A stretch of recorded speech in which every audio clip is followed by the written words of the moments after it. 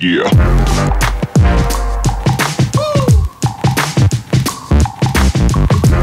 Você vê um balanço assustador, um balanço de prejuízo, um balanço de falta de alguns números ali lançados que as pessoas não entenderam muito, um balanço sustentado pela venda de jogadores, pela receita, em que especialistas já dizem que o discurso de autossustentabilidade daqui 2 anos, né, que é a ideia que estão vendendo, é praticamente impossível com o balanço que foi apresentado, em que se apresenta uma amortização da dívida, né, do montante de 700 milhões, tirando todos os juros, né, a gente fala de 60 milhões, ou seja, não fala de 10% da dívida paga, ou seja, se em quase 2 anos a gente pagou quase 10% da dívida, como é que você fala de um clube sustentável daqui 2 anos? E o ponto... Mas o resumo da ópera é que eles não vão conseguir cumprir, mesmo o contrato sendo leonino e sendo totalmente agressivo com a instituição, os caras são tão incompetentes ou seja, na verdade os caras não tinham o dinheiro que diziam ter e eles não vão conseguir cumprir o contrato. Essa é a realidade, Marques. Eu acho que já tem muita gente falando isso aí, né?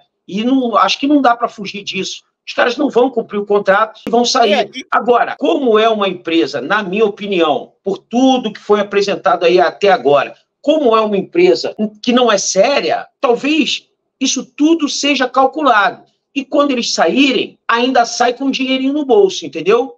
Minha ótica é essa. Cara, porque assim, no próprio balanço apresentado, né, vamos também falar um pouquinho da lógica do que foi apresentado, né, não foi um balanço com números para maluco dançar, não. Números que fizeram sentido. O que assustou foi o resultado ali, a última linha ali, né, o prejuízo de 120 milhões. Mas quando você, né, eu lendo aqui de algumas pessoas que entendem um pouco mais de contabilidade mesmo, tecnicamente falando do tema, os caras foram enfáticos em dizer que o ponto crucial é o Vasco não ter um time competitivo, porque várias linhas da receita foram seriamente afetadas por indicadores que são impulsionados por um time competitivo. E aí eu estou falando de premiação, estou falando do Vasco estar numa competição sul-americana, estou falando do Vasco fazer uma venda melhor de jogadores, o Vasco, a questão de royalty, sócio-torcedor, todos esses indicadores que são impulsionados por um time de qualidade foram seriamente afetados. O Vasco teve receitas ínfimas nessas frentes. Então, ou seja,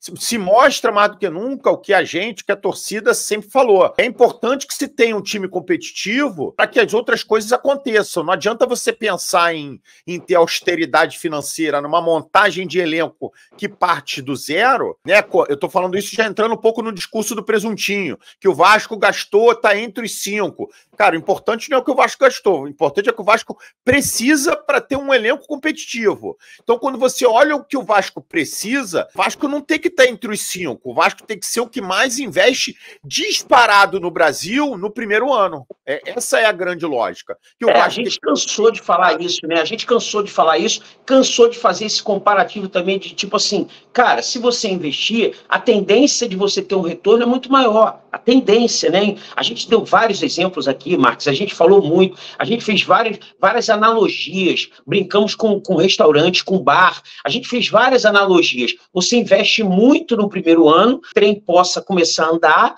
e aí sim, com o trem em movimento, fica mais fácil ter o retorno. Só que como é que você vai falar isso, cara? Uma empresa que no negócio que ela está se metendo, ela é um zero à esquerda, ela não entende porra nenhuma. É a mesma coisa, cara, que eu chegar agora, eu, Luiz Fernando, e começar a investir no ramo, no teu ramo, no ramo da cervejaria, da bebida. Eu nunca fiz isso na vida. Se eu não trouxer alguém que saiba, ou se eu não deixar alguém que saiba me ajudar, como o Pedrinho, por exemplo, que você falou na última live, que poderia ajudar muito bem a eles, e eles abrem mão da ajuda de um cara que sabe, que provou ser competente. Cara, tipo assim, os caras não querem se ajudar. Ou, que é a minha opção, na verdade, a minha opção não é que eles não querem se ajudar, é que eles fazem de uma maneira... O Marcos, o Volteiro, 171, o safado, ele faz de uma maneira que ele parece que ele está se prejudicando, mas no final ele vai sair com um dinheirinho no bolso, pô. Pode ter certeza do que eu estou falando. No final das contas, botou X e tirou Y. Não vai sair fudido, não. Yeah.